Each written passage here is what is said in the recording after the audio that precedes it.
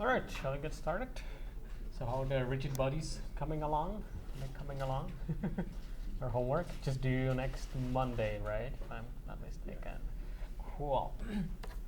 And your next homework will be on this, mass spring systems. It's also my favorite topic. I guess to motivate this, the rigid, So question? in terms of measuring the speed of the application, are you doing it, in terms of calculating the overall, who wins?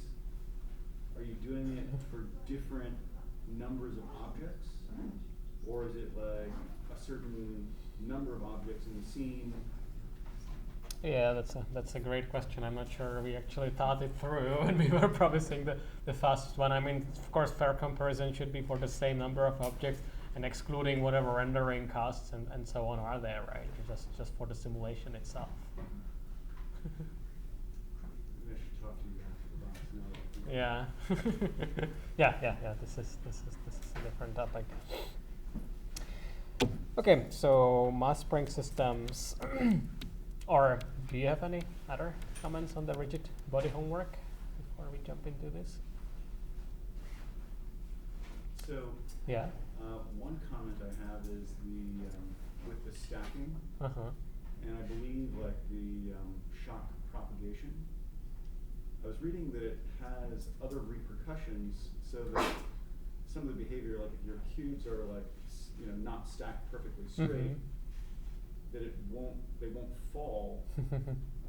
So it's not necessarily like a great solution, I guess. Yeah, I think that's possible. Yeah, I think there are always shortcuts in physics. So if you wanted that to work properly, maybe you would have to do some better algorithms. This is certainly not just the only approach this is done. This is sort of like the approach it would be done in games. But yeah, there is more to it. Yeah, we just scratched the surface, I guess. Yeah. This is the quick answer. Okay, so mass spring systems are useful for modeling deformable or soft body objects. I guess the homeworks or the course is structured as the rigid bodies, which we're currently working on. Soft bodies, this is like, I guess, part one of soft bodies, and part two would be like finite element discretization, which is more principled. I will explain why. And part three would be fluids, and those are like the basic things, and then you will have some final project. That's my vision of the course, that you will get these three basic concepts of phys-based animation, and then you will do something of your choice for the final project. Sounds good? So yeah, deformable objects, rigid bodies are cool, as you might have already found out when working on your homework, and they are used a lot in graphics. But they don't really exist in nature, right? Every body, no matter how hard it might seem to be, like this table or diamond or anything like that, nothing is actually perfectly rigid, right? I think I already gave you the reason. What was the reason why no object can be perfectly rigid? Like imagine you had a perfectly rigid object which is long enough to connect from the Earth to the Moon, right? Then what you could do, you could send messages from Earth to Moon with zero delay, right? Which would be contradicting even special relativity. Because rigid body, if it's really perfectly rigid, like if this was really perfectly rigid, I push on it here, and this other end immediately moves, right? Because it's rigid, there can't be any compression. Well, that's not possible in nature, because what happens? I put an impact, and there will be some wave traveling through the object, right? And usually it's so fast that it doesn't even matter, right, for most practical applications. But the better motivation for this is that most objects you can see, or not most, but lots of important objects you can see are actually deformable, soft body, right? Like cloth, that's a typical example. The human body, flesh, and these type of things, also very, very highly deformable. Some organs are not so deformable, like bones. Even bones, of course, are like slightly, like tennis players know that very well. But some organs are like super highly deformable, right? Like fat tissues are almost semi-liquid, actually. But I guess the biggest practical motivation is that mass spring systems are a very simple model. We already discussed a little bit the potential of the spring and how to differentiate it. So if you remember this will be exactly useful today. But this simple model, just connecting some points, some mass points with some springs. If you create some like cloth model, like just connecting bunch of particles with bunch of springs, will discuss later how you can connect it, because there are like different ways how you can do it, right? Let's imagine we do it, for example, like this. But the cool thing is that this simple model can give you some quite beautiful behavior. You have probably already seen something like this. I was gonna show you our work on mass spring systems, but I can't get to the internet. Let me give it one more. See, it doesn't work. Let me give it one more try. Oh, that looks better, unless it's cached. No, I have one video here, at least something. So this is with pretty sophisticated collision handling mechanism. But the cool thing is that the cloth is just really simple mass spring system. Just bunch of points connected with springs. The spring is the simple thing with the actuation is just Hooke's law, right? It's very simple, but it does really beautiful things, which is, I guess, the high-level point of physics-based simulation in general. That with very simple models, you can get very complex emergent behavior. All these wrinkles and faults. The simulation creates that for you, and that's why physics-based is cool and useful. Okay, so here is an overview of how this roughly works. So we have some physical system we are trying to model. In our case, it's gonna be a mass spring system, but we will get there. And then we need to model it somehow. We need to turn it into equations and eventually into algorithms. So I guess this is about turning it into equations. And there are two main choices if we are talking about soft body objects. I guess, this is here. Soft body or deformable objects, which really are all objects, except that for some objects which are deformable only a little bit, you might prefer to use the rigid body model. So there are two basic ways how you can model it, either as particle system, and that's what we'll be talking about today, mass spring systems, or using PDEs like finite elements, continuous model. So this is what's usually used in like continuum mechanics when you want like really precise formulas with guarantees of convergence and so on. And this is used quite a lot in graphics because it's much easier and still gives you beautiful results. We will talk about finite elements too. Now, either of these two models, you still need to discretize. There's two types of discretization. You need to discretize in space and in time. Okay. So if you are doing a particle system, so mass points connected with springs. So this would be like springs. Focus.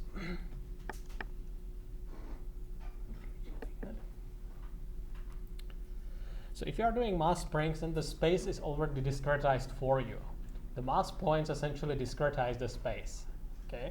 If you are doing finite elements, then the finite elements are discretizing the space. So there's discretization of space and there's discretization of time. That's what we'll be mostly talking about today. And that's where we get to ordinary differential equations. But just remember that the discretization appears there twice, once in space and once in time, because we are always simulating some shape, some object evolving in time. Okay. So I guess here is what we will talk about today about mass spring systems. So our model, so we will not need any finite elements on the spatial component, but we will still need to apply discretization in time, okay? Because the mass springs, they only discretize the space for us, and we still have to worry the spatial domain. The time would normally be continuous, and we will discretize it.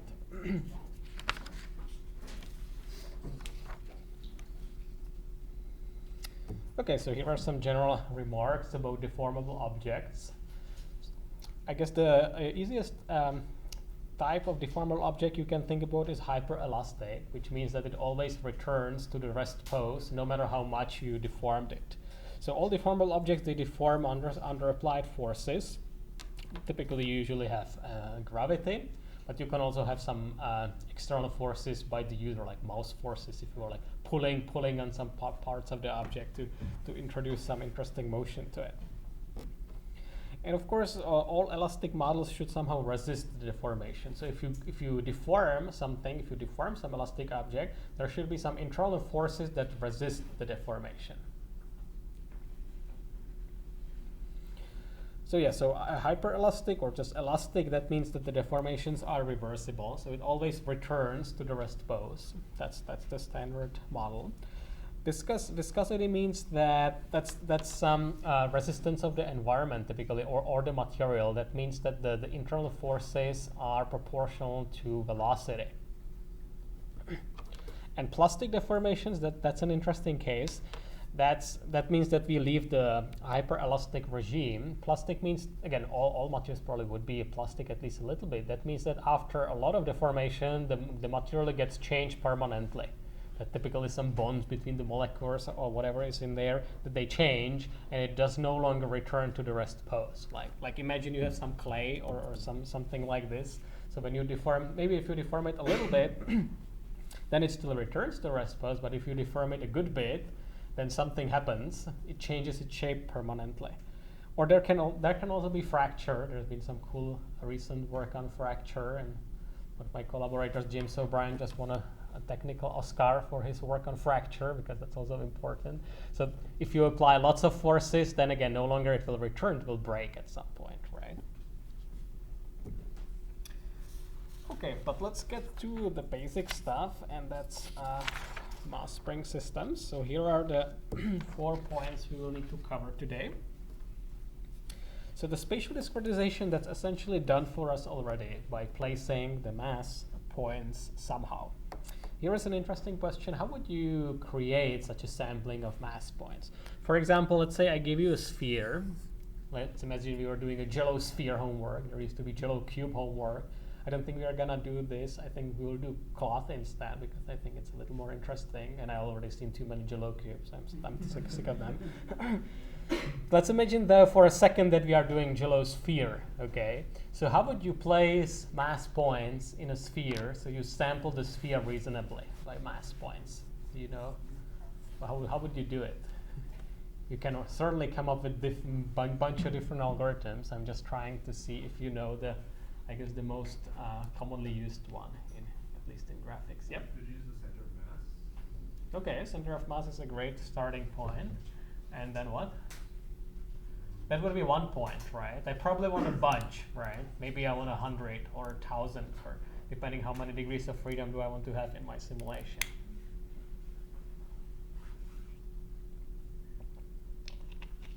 If I tell you I want to use 100 points in a sphere, how would you place them? So just go out along the radius and have some angle for which you would. So you could do every so often, and then do it in multiple. Basically, take that first circle that you created, and then just start rotating it. So basically, you are going to introducing some parameterization, like spherical, like polar coordinates, for example, and sample the parameterization. That's totally possible. And that, even for a sphere, that you would have to be a little bit careful, because these parameterizations, they have singularity, so you would probably oversample it near the poles, and here it would be much sparser. There are certainly ways to handle that. But then if I told you to generalize it to a bunny, then you would get in problems, because then the parameterization of a bunny would be more complicated, right? Yep. Another idea? If we're doing it for the whole system, could we use shells? What do you mean shells? If we just arbitrarily pick points on the surface and then went down a certain amount of radius and then arbitrarily pick points again and just sample the surfaces at different radius points, would that work? That's a good idea. Yep. So to erode it, do some sort of curvature flow, right? To create a smaller sphere, like this matryoshka type of thing, or and then sample each of them. Yeah, that's a good idea. But there is, but I wanted to another idea. So you could basically take the shell of the sphere or whatever surface and just start dividing it. So you just continually divide it until all of your divisions are of a certain size. Like cutting it in half, for example, like this, and then like this, and then like this, and like some space division. Yep, that would also work. I think I didn't try that. Yeah, but what I wanted to tell you, have you heard about furthest point sampling? That's a very simple, cool algorithm which works surprisingly well for If you, for example, if you have a mesh already and the mesh has tons of vertices, and you want to create just a small number of vertices that sample them, or even in these continuous cases, the furthest point algorithm, it's a very simple algorithm. Basically, you start by placing the first point somewhere, anywhere, okay? And then the second point goes as far as possible from all previously placed points. So here would be just one, so probably put it somewhere like here.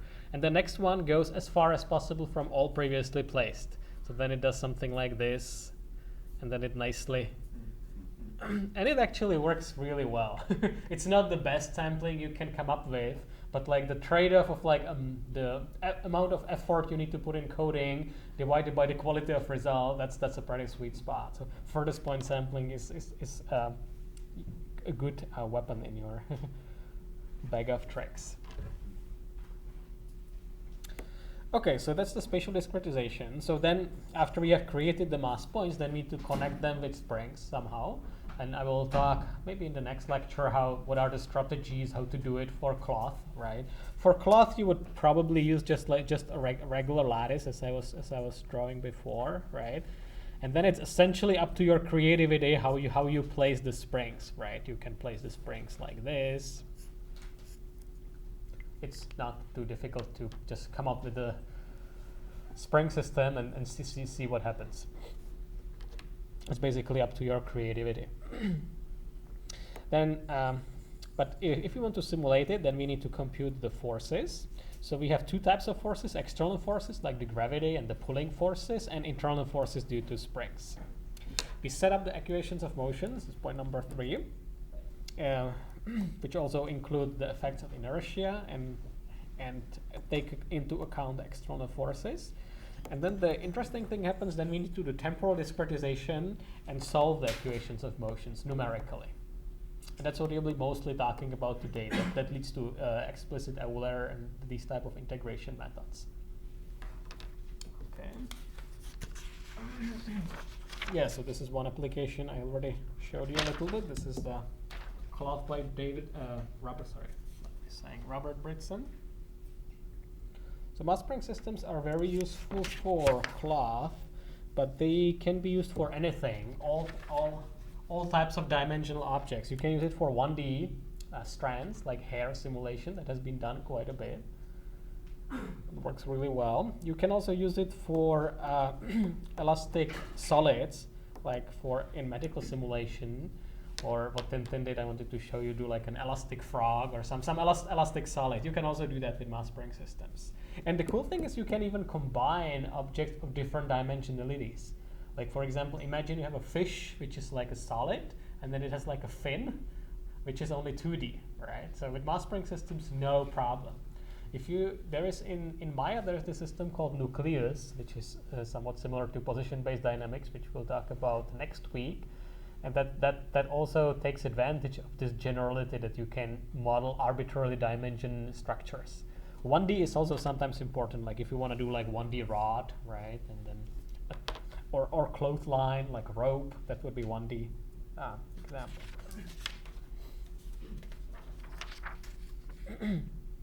Okay, so the spatial discretization, I guess we can jump right through there.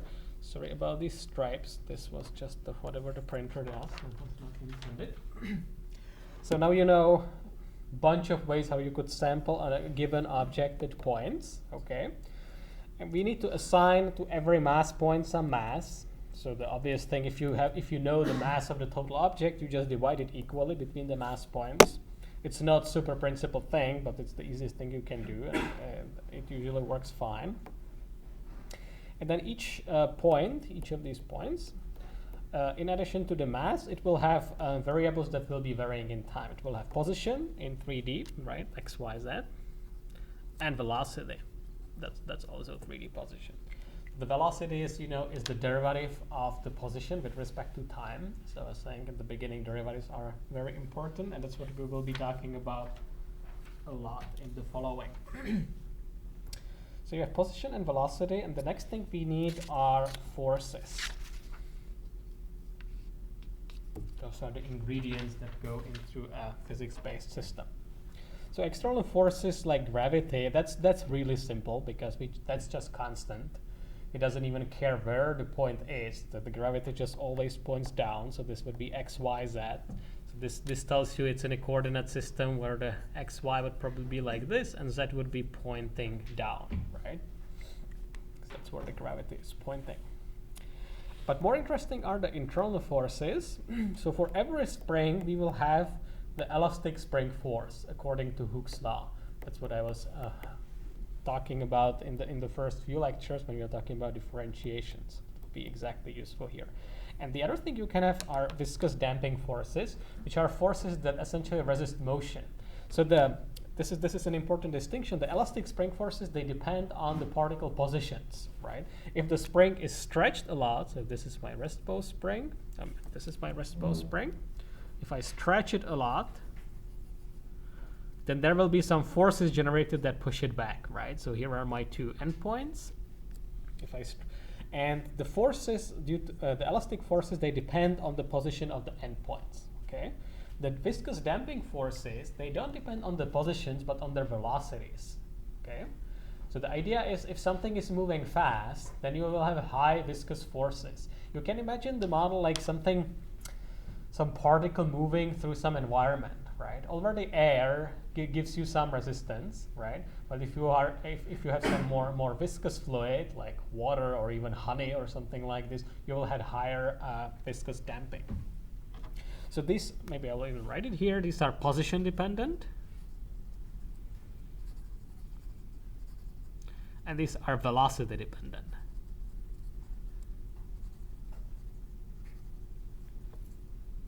Okay. And what do we do with forces? We sum them all together. So we sum the elastic and viscous forces, and we add on top of it the external forces. And we get, for every particle, we get the total force that acts on it. And that will then bring us to time integration. But before we get there, let me elaborate on the internal elastic forces, elastic springs. We talked about it a little bit, but I was sort of just using it as an illustration for multivariate calculus. So here we'll talk about the physics-based model. The beauty of the mass spring system is that the physics model is so simple. It's just a Hooke's model. It's basically a hyperelastic model for the most simple elastic object you can imagine, just one-dimensional spring. There's some cool history about this. The first time, I guess, when Robert Hooke formulated the Hooke's law, I guess already in like 17th century they had sense of humor. So he first published this as an anagram, like scrambled like this.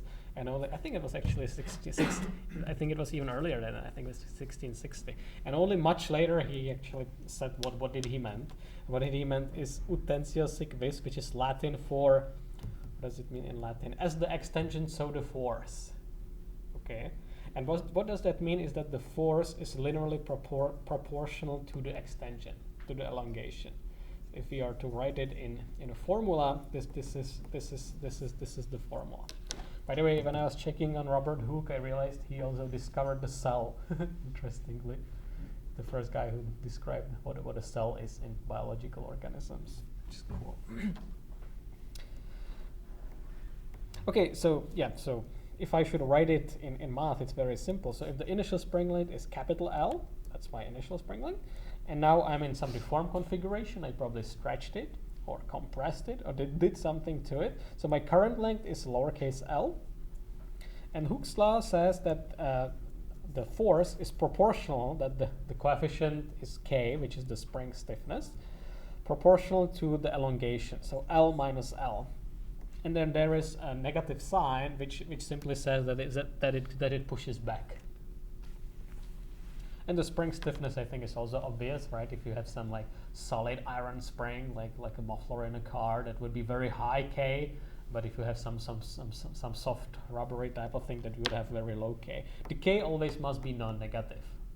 If the K is 0, then it means there is no spring.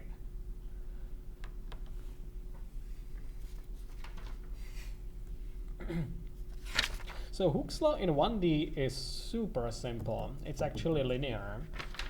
The problem, all problems start to appear in 3D, or in 2D there will be the same problems, but we are mostly interested in the 3D case. The problem in 3D, and that's actually a whole can of worms we have to deal with in physics-based animation or in graphics in general. That's what introduces the nonlinearity. And the problem essentially is that the spring in 3D can be in arbitrary direction. That's where the nonlinearity comes from. That's where this becomes non-trivial, essentially. So you can see it here. It doesn't look so bad.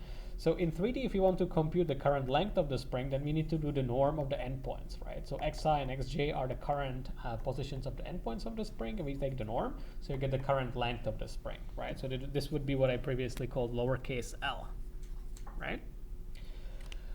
And also the forces, as we discussed a couple lectures ago, the forces must be aligned with the direction of the spring, right? This gives you only a scalar value, only the magnitude of the force. We need also the direction of the force, and the direction of the force, of course, is just the normalized vector of the spring, right? So if I have a, I don't know if I need to explain it any better, but if I have spring xi, xj, then the xi minus xj divided by norm is just the unit length vector pointing in that direction. So this is a unit length vector, and this is the magnitude of the force. Okay, and this is exactly Hooke's law. Everybody cool with that? I guess that's the basic physics model behind mass spring systems, or that's the only physics model behind mass spring systems. What we forces is one way we can understand it. The other way, which is sometimes actually preferable, is via elastic energy potential. Okay. So we can also imagine the spring is storing some internal elastic energy depending on how much deformed it is. Okay, and the energy is defined like this.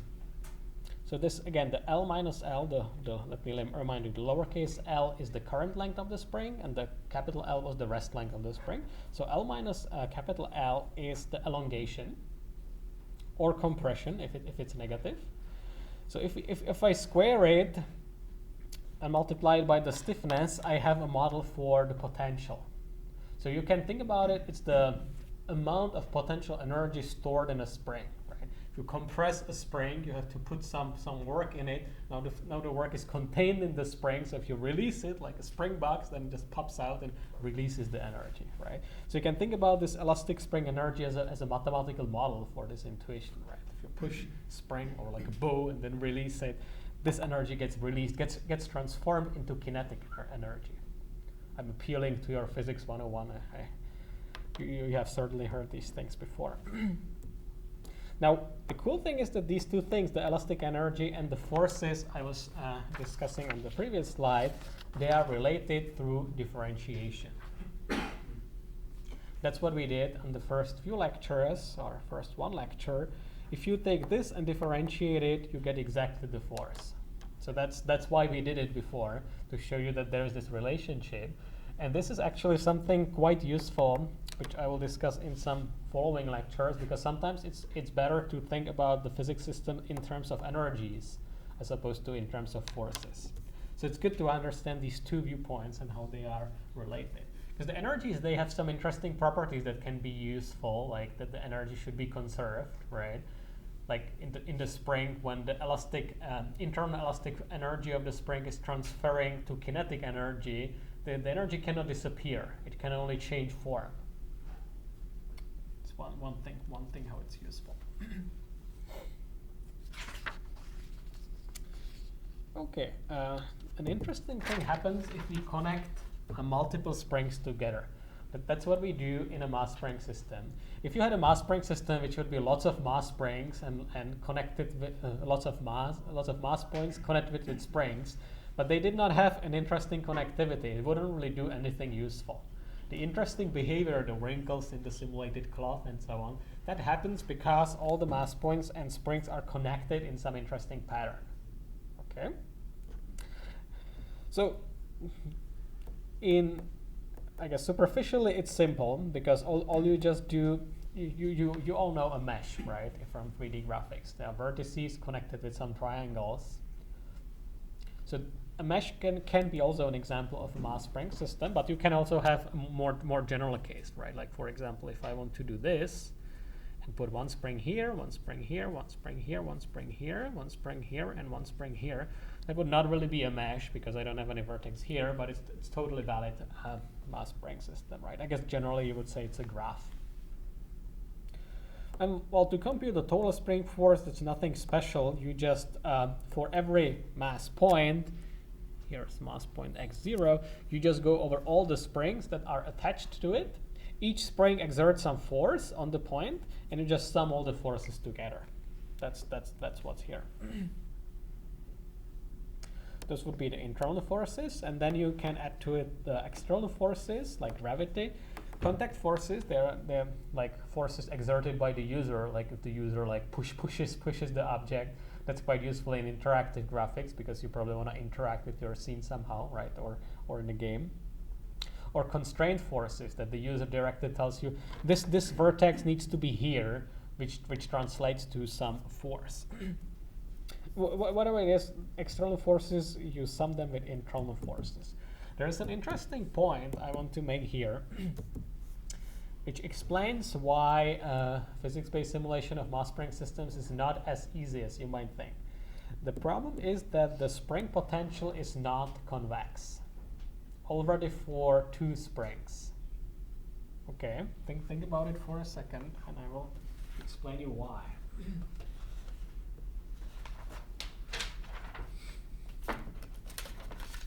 Oh, I guess I should start by, does everybody remember what is a convex function and why does it matter? Convex, so if I have a, let's just do 1D function, I hope everybody remembers that. So function, this is P, and this is Q. This function f is convex if it's true that f1 minus tp plus tq is less than or equal 1 minus tfp plus tfq. Okay, so if I have fp here and fq here, I need the line connecting fp and fq, that's what this is, to be at every point above the actual function f. Okay. Do you know why convexity matters? Convexity of functions for us? It's very convenient to minimize convex functions. Exactly. And essentially solving, once we get to implicit time integration, essentially will correspond to minimizing these functions. So whether it's convex or not, that will have large implications on how easy or difficult it is to solve it. And mass spring systems, that gives you, I guess, the first hint why it's not as simple. The spring potential is not convex, interestingly enough. Can you think about the reason? I guess it's not so easy to come up with an example.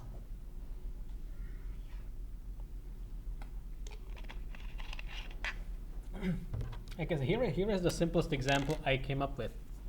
So consider a mass spring system of just 3 mass points and 2 springs. Okay, so that will be P1, P2, P3, 3 mass points and 2 springs.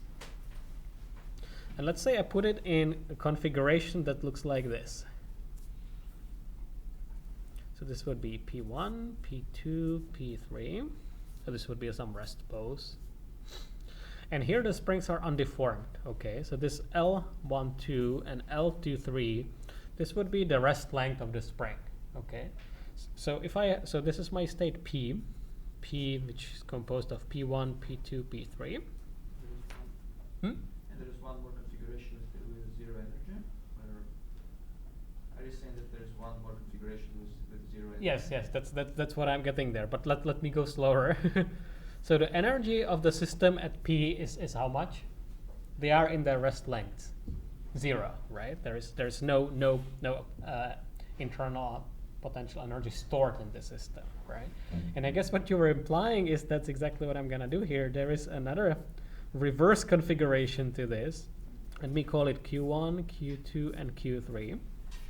The state Q, that's again like Q1, Q2, that's just formalism. And they are also in the rest length, right? So EQ is how much? Also 0, right? But let's take a look at what happens if I interpolate between the two. 1 minus TP plus TQ.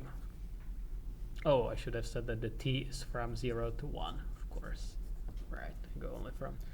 Everybody understand this? 1 minus TP plus TQ. That's a linear interpolation between these two states, right? So can you tell me what is the state like for T equals 0.5? How does it look like here? Yep. It should be compressed. Yes, yes, yes. It will actually be exactly like this, right? Because what I do, I just do a linear interpolation between this state and this state, right? Linear blending. Everybody got that? So this is my state. So I guess this would be for T equals 0. This would be for T equals 1. And this is for T equals 0.5, okay? So what does it mean for the energy? If I will try to sketch the energy here. So for T equals 0, we said that the energy is 0, right? It's here. For T equals 1, so this is my T. This is the energy. For 1, that's also 0, right? So I guess I could write it like here. E at T equals 0. It's not the greatest notation. Nah. You do understand what I mean. So the interesting thing is that the energy at 0.5, that will not be 0 anymore, right? That will be something. That will go somewhere, let's say here, right?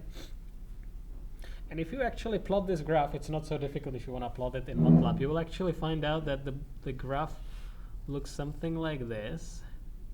And then it shoots up, and it's symmetric. It's sort of easy to see why it shoots up, right? Because if I extrapolate, if I go with the beyond 1 or below 0, then it means I'm stretching it even more, right? This what happens. This would be like T equal 1.2 or something, okay? So the energy goes up here and here. It's perfectly symmetric. And clearly this is not a convex function, right? This state here is actually very interesting. This is I guess already like slightly advanced topic, but I can tell you at least a little bit. This is a buckling instability case, because here you can see here is a local minimum. This is this case, right? Imagine two springs. Imagine like these are my two springs which I compressed, but they are perfectly in a line. Okay, so the system is actually stable, right? Imagine this configuration. Maybe here. Imagine this is like a block of concrete. This is one spring. This is another spring, and here is another block of concrete, which compresses. So the two springs are compressed, maybe a lot, right? But as long as they are exactly in the same line, the system is stable. It's a quasi-static solution. There will be no forces acting on the system, except that. If you do just a tiny perturbation, if you knock it here, actually you need to have not arbitrarily small perturbation. There is some smallest amount of perturbation you need to apply to it. It's sort of interesting, but I don't want to go into too much detail. But you can probably imagine if I perturb this even a little bit, then it will collapse, right? This is called the buckling instability, and that explains many problems you might encounter with mass spring systems. But this is an advanced thing. I guess I just wanted to mention it. Going into too much detail. So let's get back to the basics. The point I want you to remember is that the spring potential is not convex. Because here, all this was a counterexample showing you an example of a super simple mass spring system where the potential already is not convex. Okay, so dissipative forces that has to do with that's our model for damping. Because in the real world, you would never have anything like a perfect harmonic oscillator that would just keep moving indefinitely. There's always some friction which dissipates energy. So you have kinetic energy. There's always like a little bit of a friction, and that's, I guess, the justification for some damping model. There's a very simple damping model which works quite well in most cases in phys-based simulation, and definitely in simple scenarios, which basically postulates that the damping force will be proportional to the velocity with some coefficient. It's like really dumb model, but it's actually very useful. The coefficient would probably be something quite small, right? Like some 0.1 or something like this. Because if it's too high, it will be resisting the motion strongly. What this sort of models is some sort of medium the mass point is immersed in. Right? So already, if it's moving in air, you can imagine this sort of like a poor man's model of air resistance. And the way you use this in phys-based, if you see that your things are moving like crazy, rattling around, it probably means you don't have enough damping. And if you throw in a little bit of this damping, it will usually stabilize things. The problem is if you overdo it, as you will see when you will be playing with the next homework, then it can be killing the motion too quick. So you will actually kill the interesting motion. So there is always some art to setting the parameters. I guess all of you would probably figure out how to implement this, right? Using some structures of point, velocity, force, where you would probably sum all the forces together before we hand it over to integration. And similarly for springs, just a similar type of data structure you would use for a mesh.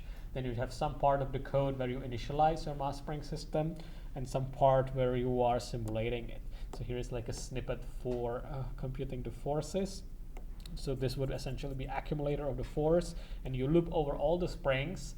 For each of the endpoints, you compute the forces, and then you essentially scatter them to the points. Does that make sense to everybody? Could everybody write a piece of code that computes the forces due to all springs on a particle? I guess that's not too difficult, right? All right, so once you have done this, once you have a mass spring system set up and forces calculated and parameters set, then the fun starts, because then you need to set up and discretize the equations of motion. So I guess setting up the equations of motion is sort of simple, because Newton says what they are. So the velocity is the derivative of position with respect to time. And acceleration is the derivative of velocity with respect to time. Or because velocity is already derivative, it's a second derivative of position with respect to time. Why the nature is second order, I don't know. Do you? But it seems it is. At least until we get to some quantum effects or like relativity effects. But like most like nature around us is just second order. I don't know why. I think it's more having to do with what we understand. Probably, yeah. Not necessarily that it's actually that way, because it's probably in much higher dimensions. Correct. Yeah. That's probably what it is. Nevertheless, this is a very good model for what we see around us. That's Newton's second law, which says that forces are accelerations times masses, and the I means here the I is the index of my mass point. Okay, so this I would be indexing from 1 to the number of mass points, and this is all 3D, right? The force is 3D, and the acceleration is 3D, the velocity is 3D, the position is 3D, everything is 3D except for the mass that's scalar. Okay, so now I guess those are just different formalisms how you can set up the equations of motion. So you can split the velocity into the internal forces and external forces. That's sometimes useful when you are coding up a simulator to sort of organize your forces and structure the code accordingly. The other thing which is useful for notation is to get rid of the I indices and instead write it all in a matrix. So this M would be what is sometimes called the mass matrix or lumped mass matrix, which is the diagonal matrix which has 3 by 3 blocks of identities scaled by the mass of every point. Everybody copies? Yeah, I think this is simple. You can also introduce damping there by doing a similar trick as the mass matrix. So similar like the mass matrix, you can stack the damping coefficients into a diagonal matrix D. And notice that the mass matrix that's multiplied with the accelerations, right? And the damping maybe it should be like on the right hand side because it's really just a force, right? So minus D would be a damping force, and notice that it's proportional to velocities, okay? The derivative of position is velocity. And this is a nice matrix formulation for the system of 3n second order ordinary differential equations. So let me just comment on this real quick. So we have 3n equations here. Everybody's cool with that. And they are second order because we have second order derivatives with respect to time. And they are ordinary because we are only differentiating with respect to time. So only differentiating with respect to one variable. Later on, we will be talking about partial differential equations, which means that we are differentiating with respect to multiple things. That's what we will need to do, for example, in fluids or even finite elements for deformable objects. Then we need to differentiate also with respect to spatial dimensions. But here we don't have to because it has been discretized for us thanks to the mass points. Okay. And I guess the rest of the lecture is how do we actually solve the resulting differential equation numerically. You might probably had some lectures on this already. Did you hear about explicit Euler? Some of you did. Do you also know why it doesn't work so well?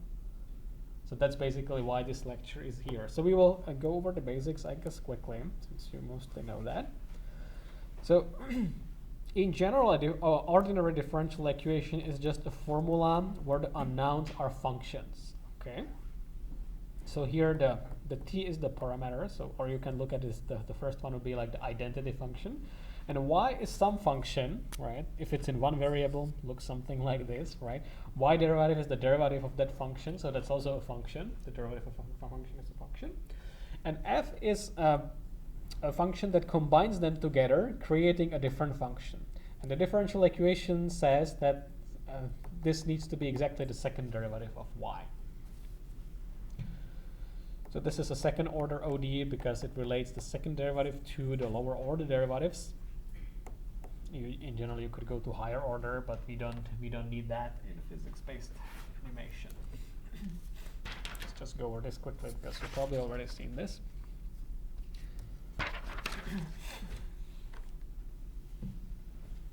I guess this is the simplest example where I just want to say that the important thing are initial conditions, because the solution of an ODE is not unique until you determine some initial conditions, okay?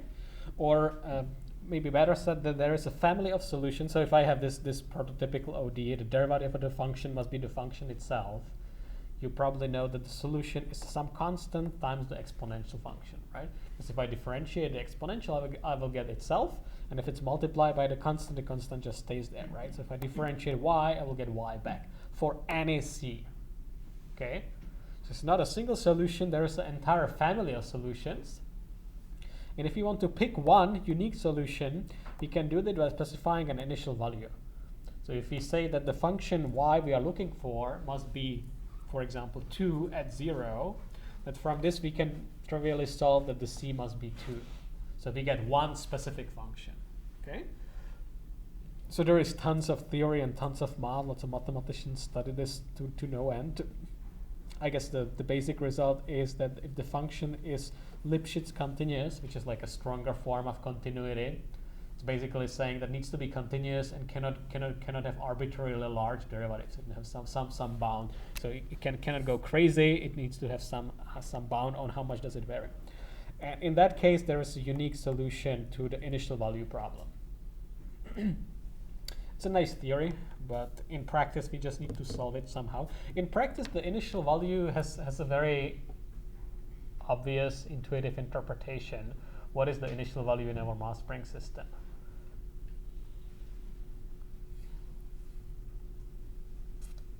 Initial state. Yeah, you have to start your simulation somewhere, right? You have your mass spring system, you have to first put it somewhere. You probably put it somewhere to like where it looks like how you designed it, right? If you are like doing cloth, you would have create like a piece of cloth. Just put it there. That would be your initial value. I would probably say that all the initial velocities are 0. Probably. You don't have to, because you can say that the velocities are whatever, right? You can pick the initial conditions whatever way you want. Here is an interesting remark, which will be important when we will talk about the PDEs, which we will later on. The other possibility you can do is specify values at different locations. So here we will be talking about initial value problems because we just supply the conditions in the beginning. But in some cases of PDEs, you want to supply the boundary values at like some beginning and end of an interval. For example, if you are doing heat diffusion, you want to specify what the temperature is here, what the temperature is here, and then you compute the temperature profile or something. We will talk about this later. So just remember now that PDEs are different, that they have partial derivatives because they differentiate with respect to multiple variables. We'll talk about that later.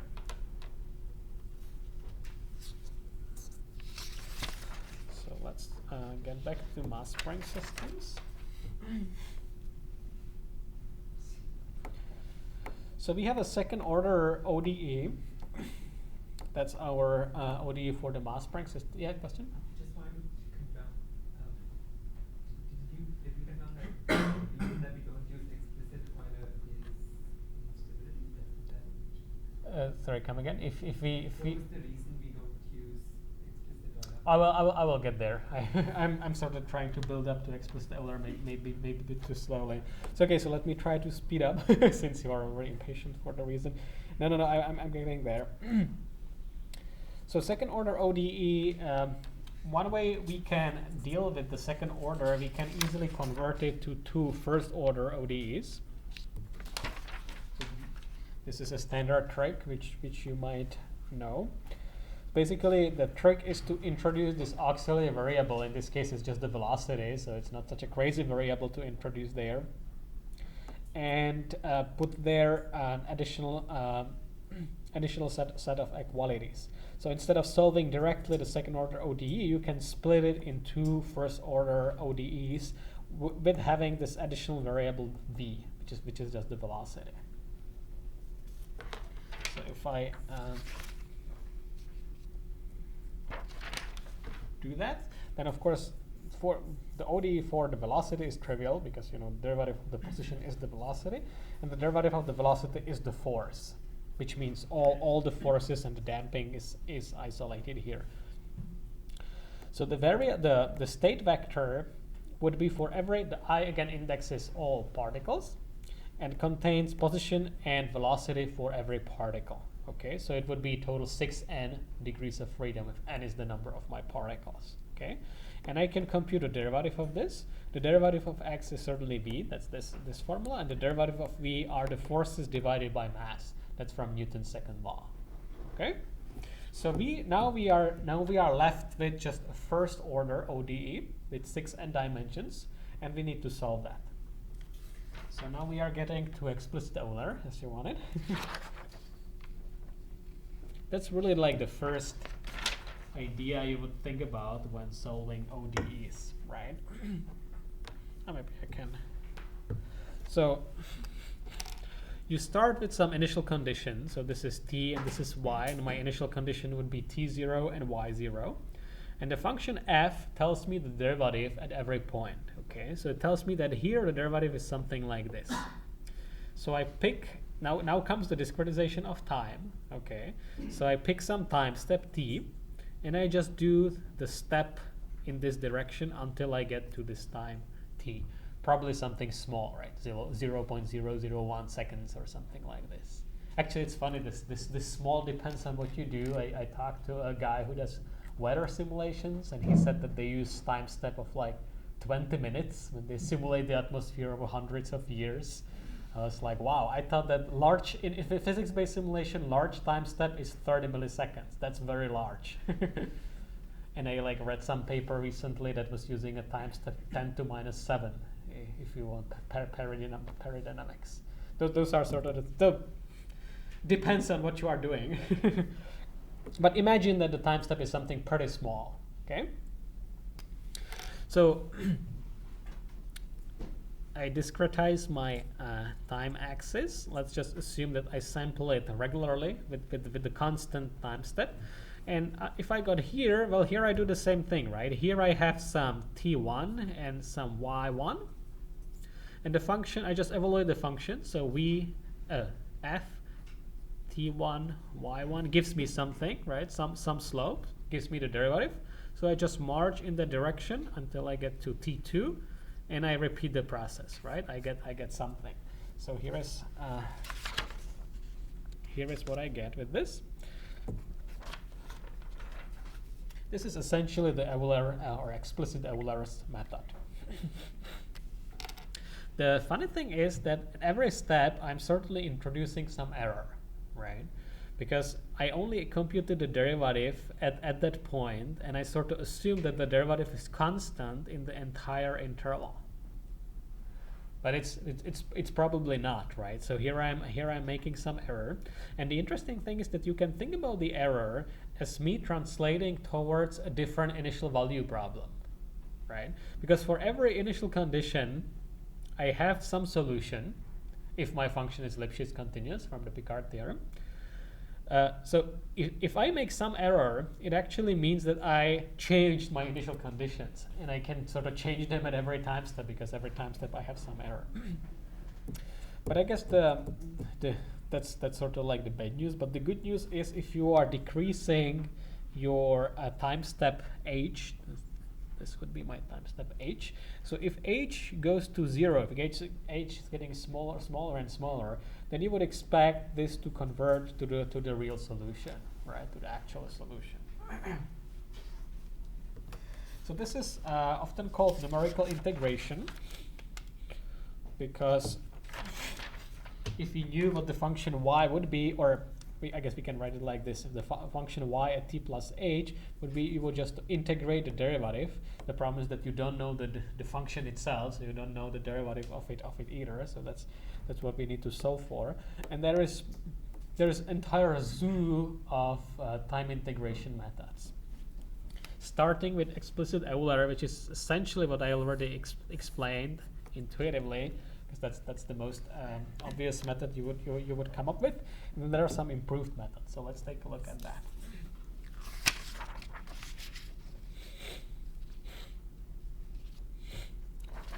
So I guess more mathematical way how you can arrive to explicit Euler is from the Taylor expansion. So if and this is still just for general first order ODE, okay? The fact that our mass Planck system is just one specific ODE, that's cool. We can just apply this to any function. So this is Taylor expansion. You all know that, I hope. And we use this to compute the first order approximation of the function. So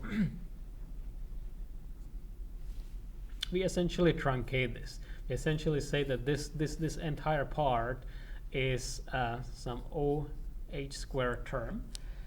The idea being that if h is small, and I told you, think about the h as something being quite small, 0.001 or something like this, okay?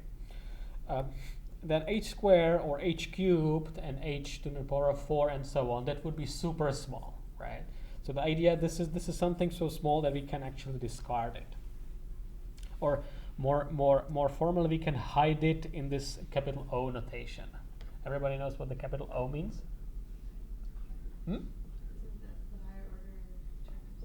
Right. I guess formally, okay, let me say it formally. If function is OH squared, then it means that there exists some constant such that fx would be less than or equal some constant x squared for x above some number. So for large enough you would get below it with some constant. But the idea is that you can just bound it from above with this function.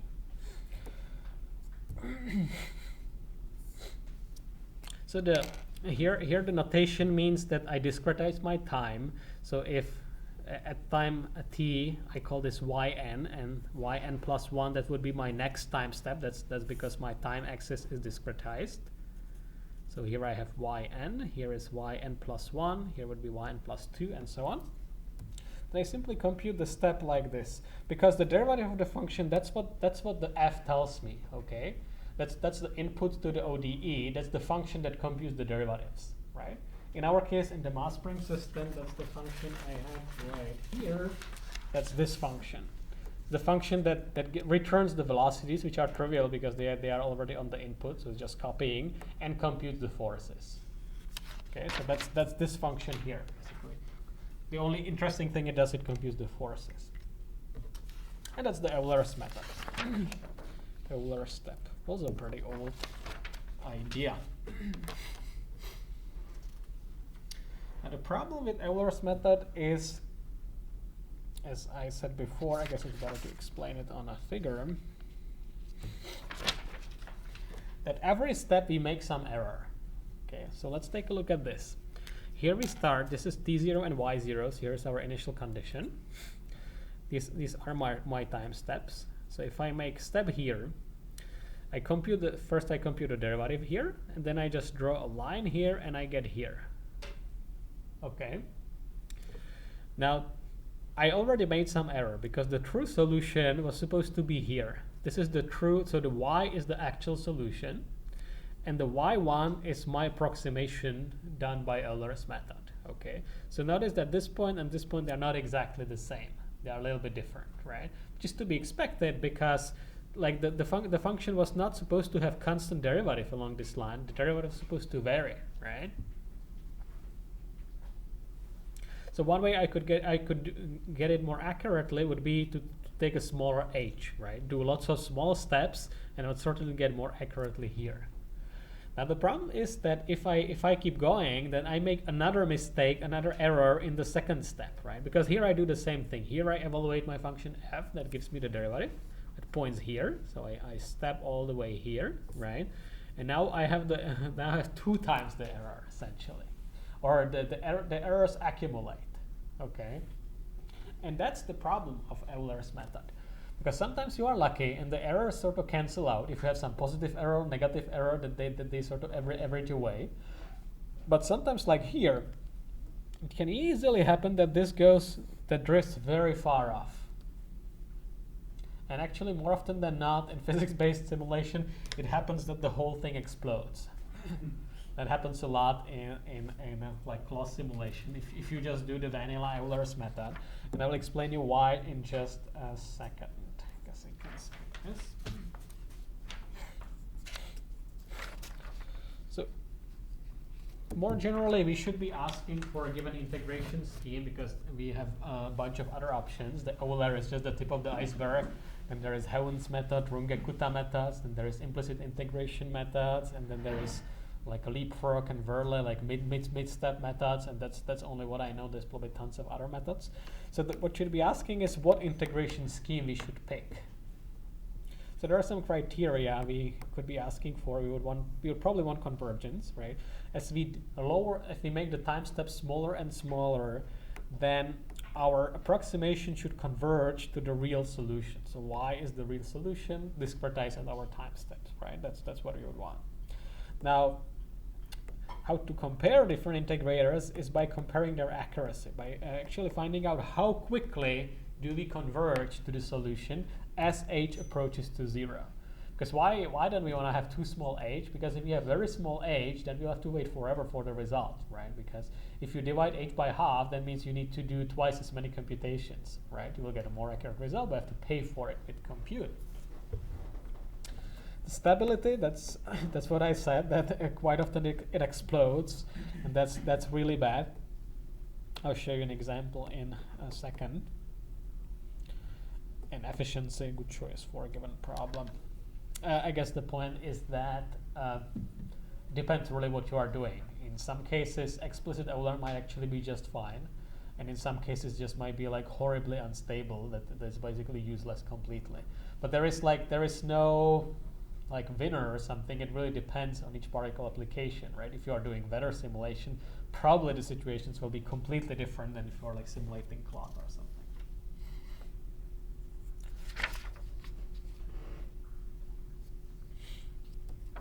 In theory, we should really be looking at the global error, the accumulated error over multiple time steps.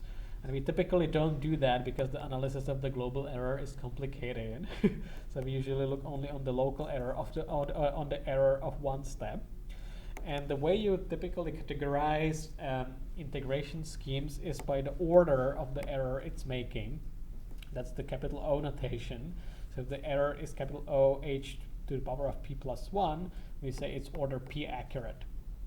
It sort of relates to in the Taylor expansion, it means to how many derivatives you compute. If you compute first order derivatives, like we did in explicit Euler, just the first derivative, then you get a first order accurate method, which makes OH squared error every step.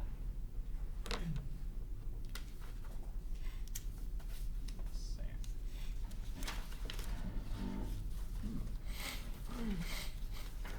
guess I would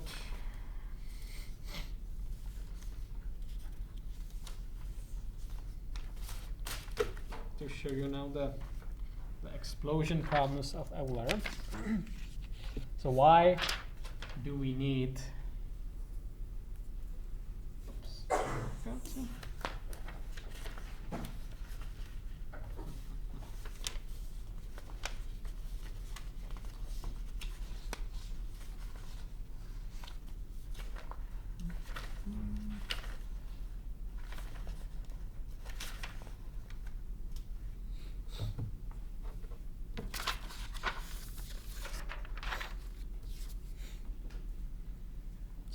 I think I'm missing a slide.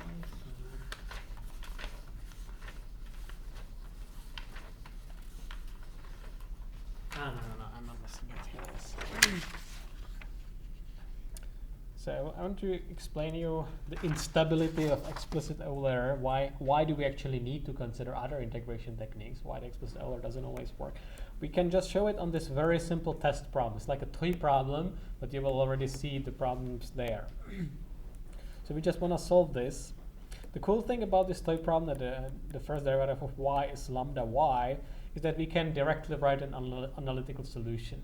So we can directly compare to what is how good is the approximation, because here we know the ground truth, the gold standard, the actual solution. So this is very easy to analyze because you already have the analytical solution. So we'll be looking at the case where lambda is less than 0, which is exponential decay case. So that's when the function looks like this, goes really quickly to 0, and then stays to 0 exponentially quickly. And let's try, for example, lambda equals minus 2.3, and initial condition would be 1. Okay. So the solution of this ODE, just a really toy example of an ODE, looks like this. That's just this function, just the exponential. Okay. And here is what happens. Everybody holding that? Here is what happens if you do explicit Euler with step 1. Okay. You see what's going on. So I start here. Okay. I compute the derivative. So the derivative is minus 2.3 where I'm currently are. So the derivative is minus 2.3. Okay. I march until I hit 1. So this would be minus, so I guess here I would be at minus 1.3, right? This will be 1. Maybe I can write it like this. This would be 1 and 1 minus 1.3. So what I do again, I just again compute the derivative, right? So here I am at minus 1.3, so my derivative would be minus 1.3 times minus 2.3, which is how much?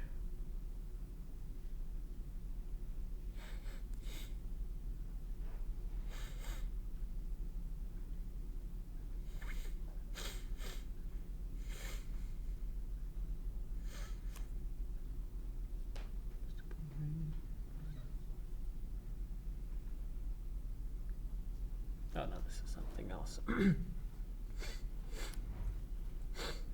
So here I will get eventually, after I make the step, this point will be 2 and 1.69. Okay, because here minus 1.3 times 2.3 minus 1.3 gives me to 1.69. Here I do the same thing again. So here I am at 1.69. I multiply with minus 2.3. I get to something even bigger. And you see the pattern. What's going on? It's getting worse and worse.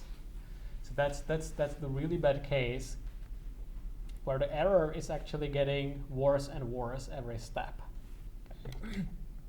And the reason is that I am taking too large step. Because if I take a smaller step, if I take step h equals 0.7,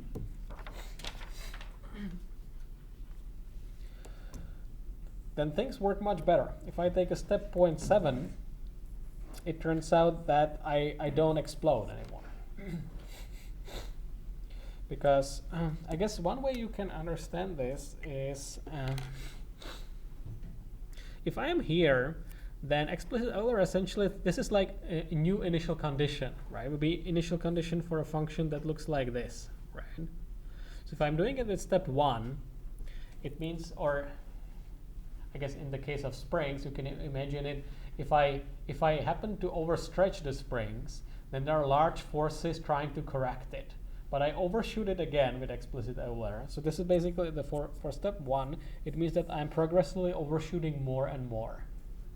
Okay, and if I lower the time step, the problem actually gets solved. I won't get the perfect solution, but I at least don't get something that explodes to infinity. And actually explodes very quickly, explodes exponentially fast. So we will see typically in your simulations is if after you shake it, like everything blows apart, eventually probably divide by 0 or something like that. We can, in this simple toy case, we can actually analyze, we can ask ourselves the question, when is explicit Euler stable and unstable? But the analysis only works on this simple toy example. So we can write the explicit Euler step like this. So every time you basically multiply the previous value by 1 plus h lambda, where h is the time step and lambda is the value, in my case it was minus 2.3. So if y0 is where we start, we just take a power of this to n plus 1. That's the solution of the recursion. Okay, that's all that explicit Euler does, right? And for this thing to be stable, for this thing not to go to infinity, you need to have this piece here in the absolute value less than 1. Because if it's more than 1, then raising it to higher powers will very quickly make you explode. Okay. So from this we can compute if my lambda was minus 2.3, then you can try to just plug the value in here. So if h was 1, so what was it? So what is it? So this is 1 minus 2.3, that's minus 1.3. The absolute value of that is 1.3, so that's certainly not smaller than 1, right? That's why it explodes. Now, if I did 0.7, and then I do 1 minus 0.7 times 2.3, and that's minus 0.61, and the absolute value of this is less than 1, so that is stable. From this you can even figure out where is the limit of stability, and here the limit is 0.87 if I compute it correctly.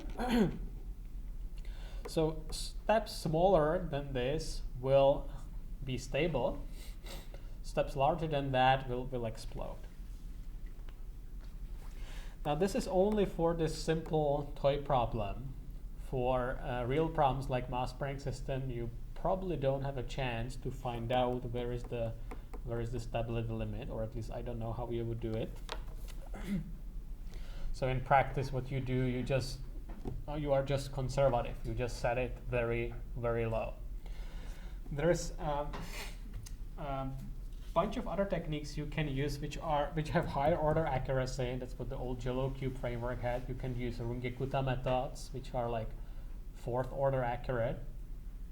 So there it's more forgiving, then you don't have to set the h to crazy small. and you will get higher accuracy, but the explosion problems are still there. I think I will need to elaborate on that a little bit better next time. This is especially a big problem for cloth simulations, because what you typically want, you don't want the cloth to be too stretchy. The springs need to have sufficiently high stiffness. That's the K parameter. Okay, and the high K parameter means that you will have, if you stretch it a lot, you will have high forces, and that's exactly problematic in explicit Euler, because as you have seen, the high forces essentially means that you need to be taking very small time step to be stable with explicit Euler. If you have small enough time step, everything is cool, you can do it. But if it's too large, things will explode. And people already more than like 20 years ago in graphic, maybe even more, people realized that for stiff problems, these explicit methods, the Runge-Kutta methods, explicit Euler, Howard's method, and so on, they are not not to be trusted. That implicit integration methods work much better. And I guess that's what I will explain next time. So that's essentially a solution to these explosion problems. So far, the only solution you have is to really make sure the time step is very small. It's not crazy. For some cases, it might work well, especially if your springs or whatever model you're using is not too stiff. And you can also parallelize it. I've seen some papers that run it on the GPU, just use brute force with really small time step, works fine. But if you want to be stable for large time steps, then you want to use implicit methods, which work really well in practice, and I will talk about that on Wednesday. Okay. Any questions so far? Okay, so we will leave it there for now.